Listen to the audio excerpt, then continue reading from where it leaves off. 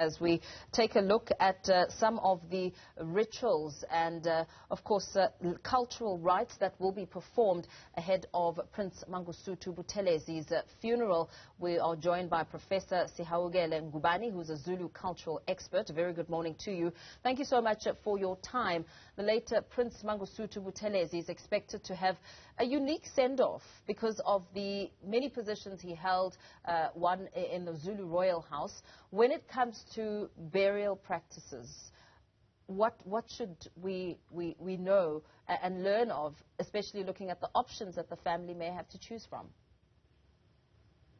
Yeah, thank you very much for inviting me, and condolences to the family of Nkosi Mangosuthu Buthelezi. I think the protocols that will be observed from the mortuary, I think the family is in the forefront of the whole procedure, and the whole process is within the family themselves. The clan of Buthelezi has got a special customs that they observe during burials. But under normal circumstances, the body is collected from the mortuary, and people have the branch. I'm trying to find the equivalent English word here. Umpafa or umlahlankosi. Umlahlankosi is a branch of a tree which is used to communicate with between the living and the dead, and they will inform him, although we know that he's gone. They inform the deceased person to say, we are now taking you away from the hospital. We are heading for home. And then on the way, they will still update him that we are here now until they arrive at Wapindangen. And when they get there, usually they will have to cleanse the body once again. And what happens there is between the family members, because they have their own way of practicing and preparing the body for burial tomorrow. So this is something that is very difficult to speculate at the moment. But what I was saying is a general procedure.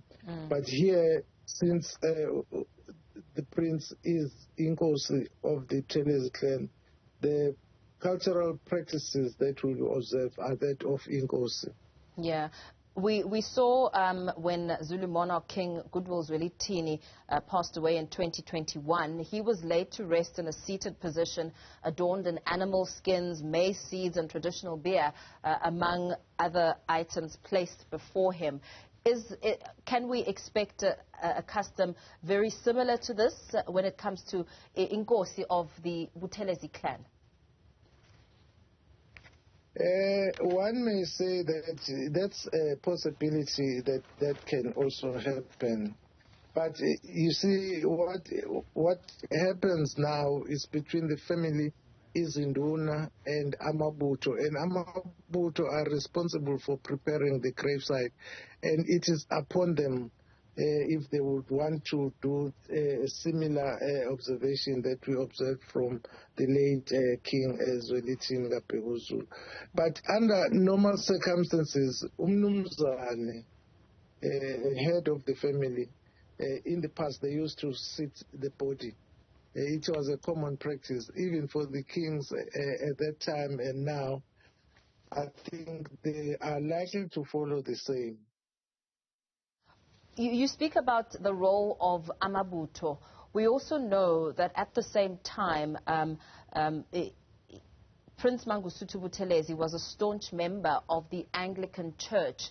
How do you imagine the sharing of roles, or perhaps the merging of tradition, culture, and religion?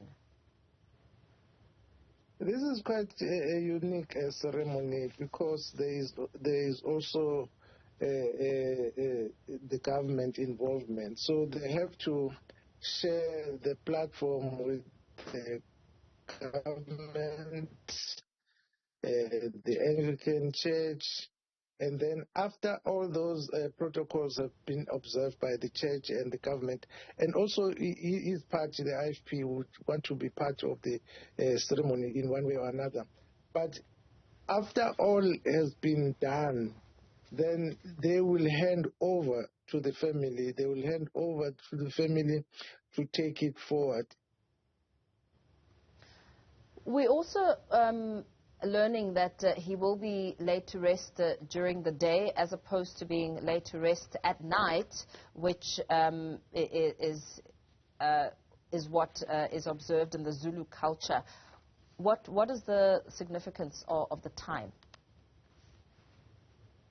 I think the time is influenced by Christianity, that Prince Buthelezi was a Christian, and he will observe some Christianity values. So maybe that is the powerful source of the timing. And if it was for the tradition, traditionally it is done at night, because there is a fear that the people or the community may interfere with the process. And yet this is exclusively to the family members and Amabutho and Izinduna. And since he was Inkosi, even Amakosi Esizwe will also be involved in the burial. So I think they want to accommodate all members of the civil societies and the community, and also these structures and layers of government, church, and the political perspective. Prince Africa Zulu, who is King Mangosuthu's spokesperson, has been quoted as saying that the royal house is going to be taking a directive from the Buthelezi family on how they want the late prince to be sent off. And he said that there was a way to bury Amakosi under the Zulu monarchy, but emphasized that Buthelezi, as a royal prime minister, was a step above the normal practice.